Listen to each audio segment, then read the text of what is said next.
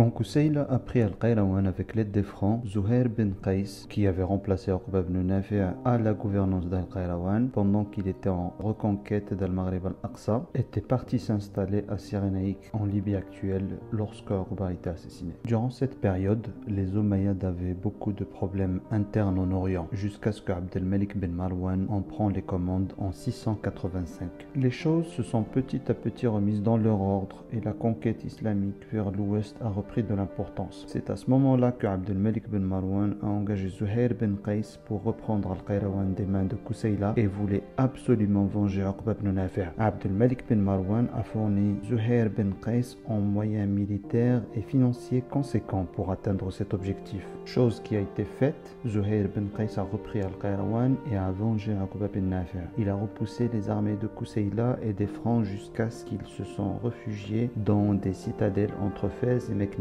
après avoir repris la ville de Volubilis. Zuhair bin Qais était connu d'être quelqu'un de droit et ne voulait absolument pas accéder à plus de pouvoir ou de privilèges à la suite de son succès fraîchement acquis. Quand il a repris Al-Maghrib al-Aqsa, il a demandé à rentrer en Orient pour combattre les Romains après avoir eu cette grande victoire. Il voulait aussi s'éloigner des tentations que peut lui offrir l'accès au pouvoir. Il est mort à Cyrénaïque par la suite en combattant les Romains. Abd al-Malik bin Marwan a donc nommé par la suite Hassan bin Nu'man pour succéder à Zuhair bin Qais. En 694, le calife avait ordonné Hassan, qui a pris les commandes de la région dans un climat assez tendu, de continuer à combattre les rebelles berbères qui se sont beaucoup divisés après la mort de Qusayla. Ils avaient beaucoup de leaders dont les plus influents étaient Kahina Diya Zenatia et Jerawiya, basés au mont Duras, deux femmes exceptionnelles et redoutables. Hassan bin Nu'man avait fini par avoir le dessus sur les leaders berbères qui se sont renforcés à chaque repli vers la ville de Cartagena, Tunis actuellement. Hassan a fini par détruire cette ville pour que les leaders berbères n'aient plus d'endroit où ils peuvent se faire une force. Kahina Deya, elle avait 3 fils qui contribuaient à sa force. Elle a régné sur sa tribu pendant 35 ans et a vécu 127 ans. Elle a même réussi à reprendre une fois de plus Al-Qayrawan des mains de Hassan bin Nu'man, à qui elle a fait subir une défaite amère à la vallée de Miliana, où elle a pris beaucoup de prisonniers, dont le neveu de Hassan, Khalid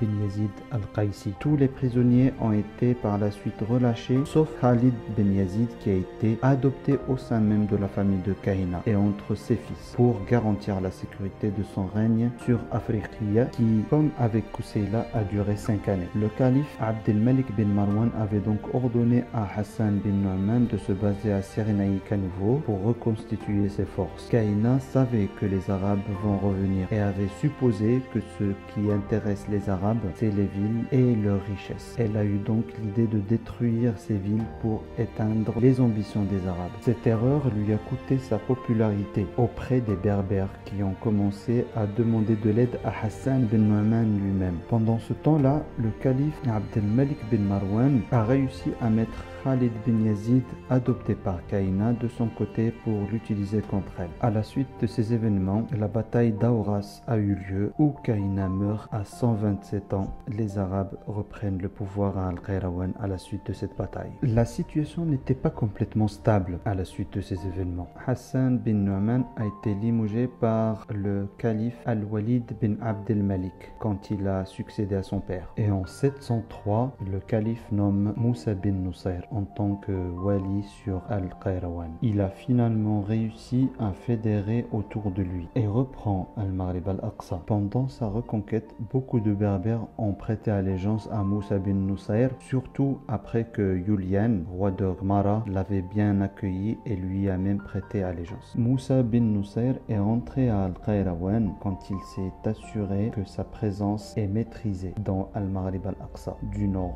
au sud et jusqu'à l'océan, notamment à Dara et le désert de Tafilalt, ainsi qu'à Souss où il a envoyé son fils en tant qu'émir, sans oublier la ville stratégique de Tanger où il nomme l'emblématique Tariq bin Ziyad. Lorsque les choses se sont arrangées pour Moussa bin Nusayr, il a écrit à Tariq bin Ziyad lui ordonnant de conquérir l'Andalousie. Tariq bin Ziyad a constitué une armée de 12 000 hommes dont la majorité était berbère et en 711 il traverse la Méditerranée en partant partant de Ceuta. Ainsi, il y avait deux groupes. Un groupe arrive à Gibraltar, le groupe de Tariq bin Ziyad, et l'autre groupe commandé par Tarif bin Malik, qui était déjà parti en éclaireur auparavant, rejoint Tarifa, d'où le nom des deux villes, Gibraltar et Tarifa. Cette conquête n'aurait pas eu cette tournure sans l'aide du roi Julian, qui voulait se venger du roi Rodrigue, qui détenait sa fille Florinda. Cette dernière a réussi à informer son père que le roi l'avait violée. Julian était furieux et voulait se venger. Il était donc très réceptif aux demandes d'information de Tariq bin Ziyad. Lorsque Tariq bin Ziyad a informé Moussa bin Nusayr de ses avancées, ce dernier n'a pas apprécié que son bras armé prenne des initiatives, notamment en s'avançant plus que prévu dans l'Andalousie. Probablement par jalousie, elle lui a fait une réponse d'un ton dur, lui demandant de ne plus bouger jusqu'à ce qu'il le rejoigne. Moussa bin Nusayr l'a effectivement rejoint. Tariq bin Ziyad n'a pas montré de signe d'insurrection, bien au contraire. Ils ont conquis ensemble alors la péninsule ibérique en annexant Cadiz, puis en allant jusqu'à Barcelone au nord-est et Arbonne au nord-ouest. Son but était encore plus ambitieux. Il voulait conquérir toute l'Europe et jusqu'à Constantinople et rejoindre l'État omeyyade à Damas. Quand le calife Al-Walid bin Abdel Malik a compris les projets de Moussa bin Nusayr, il lui a ordonné sévèrement de renoncer à ce projet, estimant que les musulmans ne sont pas prêts pour de tels défis. Moussa bin Nusayr ne voyait pas d'autres alternatives que de rentrer en Orient. Il nomma son fils Abdelaziz à la tête de la ville centrale de Cordoue en Andalousie et son fils Abdullah à Al-Qayrawan. Al-Walid bin Abdel Malik était mourant. Il écrit à Moussa bin Nusayr de se précipiter à Damas pour le voir.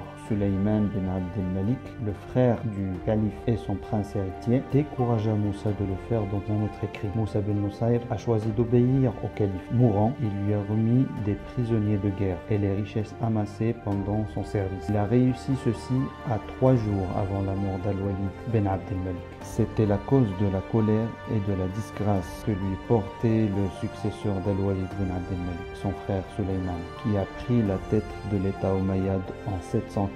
Ce dernier avait maltraité Moussa bin Nusayr ainsi que toute sa famille. Le calife a été même à commanditer le meurtre de son fils Abdelaziz bin Moussa, profitant des insurrections dans l'armée en Andalousie. Moussa bin Nusayr est décédé à Médine autour de 716.